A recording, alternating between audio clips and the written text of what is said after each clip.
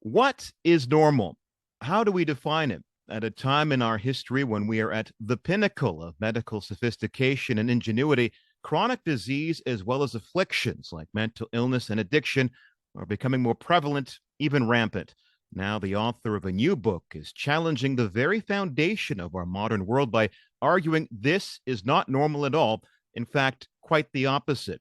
Here to talk about the myth of normal, trauma, illness, and healing in a toxic culture is Dr. Gabor Maté. Welcome.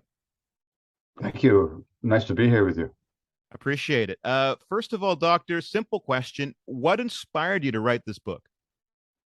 Well, in my over 3 decades of family practice, palliative care work, and then addiction work in Vancouver's downtown east side, I found that most chronic illnesses of mind and body have a strong basis in childhood trauma and also in adult stress.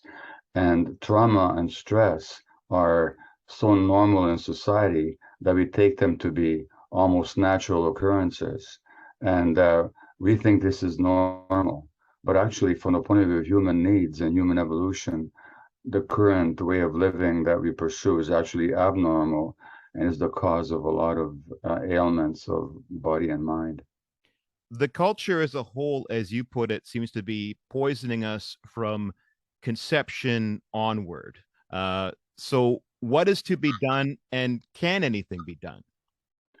Well, a lot can be done as long as we recognize the problem. The issue is that my own profession, the medical profession, despite all the science that links mind and body, emotions and physiology, doesn't link them. It just shows their essential unity. Despite all that science, physicians are not trained in understanding the whole human being and the unshakable oneness of our existence. So therefore, we don't consider social and personal and multi-generational family factors when it comes to understanding illness. So we have to, the first thing we have to do is we have to understand it. And I'll give you an example. Uh, Stress on pregnant women already predisposes their infants, their children, to have mental health and behavior and learning issues later on in life.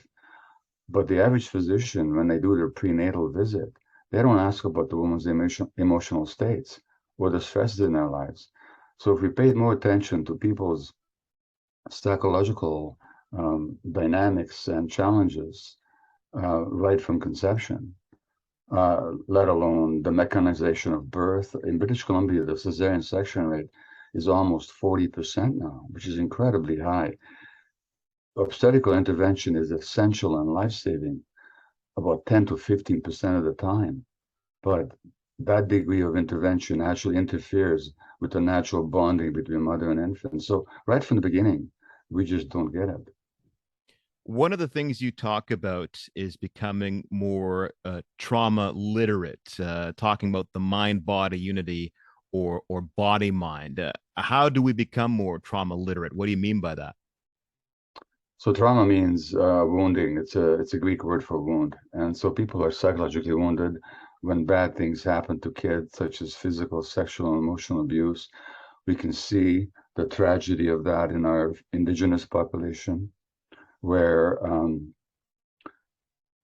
that culture parented children much more skillfully than we do today, and then the residential schools, the unspeakable oppression that they underwent and still suffer in many ways leads to the fact that in the downtown city of Vancouver, 30% of my clients were indigenous, even though they only make up 5% of the population, 30% of the jail population, 50% of the female jail population in this country is indigenous.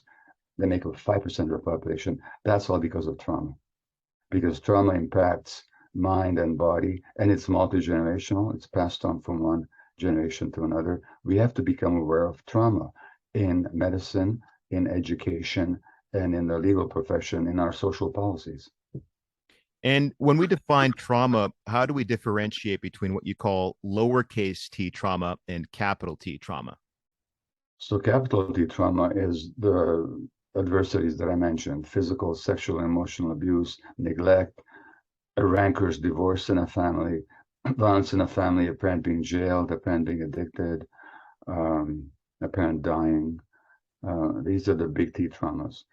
But given that the meaning of the word trauma is a wound, a psychic wound, children can also be wounded not by bad things happening to them, but also when their needs aren't met.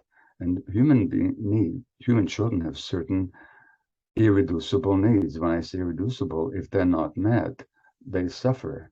So the needs are for unconditional loving acceptance, for parents who are really attuned and emotionally present, and so the child doesn't have to work to make themselves acceptable to the parent.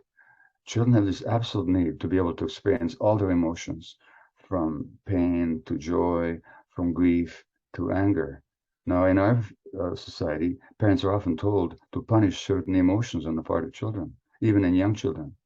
Or parents are told not to pick up their babies when they're crying. That wounds the child.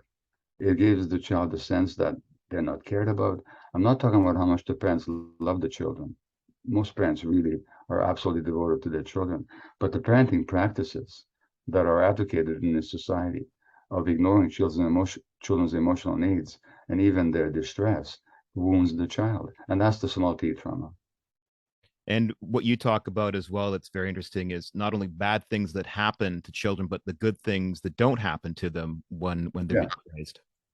Yes. And then the good things that don't happen are when a child who is emotionally distressed is instead told to suck it up or to handle it rather than being held and supported, for example.